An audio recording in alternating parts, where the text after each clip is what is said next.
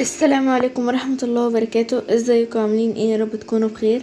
انا النهارده طالعه لكم بوصفه جميله جدا وسهله ومش هتكلفك اي حاجه خالص. هي طريقه الجلاش. دلوقتي جبت اللفه بتاعه الجلاش اللي انا هعملها وهدهنها سمنه، وهتجيبي اي صينيه وتحطي فيها سمنه وهحط الجلاش في الصينيه. بس بصي هطبقها بالشكل ده. دلوقتي بصي الشكل الجميل ده. طبعا سيبها لحد ما تستوي. انتي لو عايزه تحشيها وهي على النار عادي، ده اختياري، لكن انا بحشيها بعد ما تطلع من على النار. لكن لو انتي حشيتيها عادي وهي على النار عادي.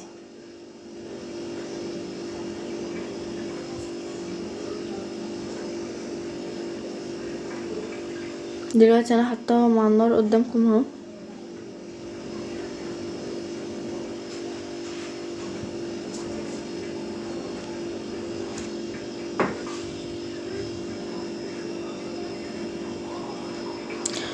ودي كده بعد ما استوت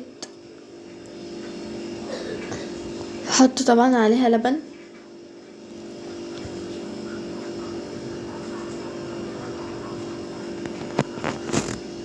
انا حشيتها كاستر وهحط عليها سكر بودر فوق الوش.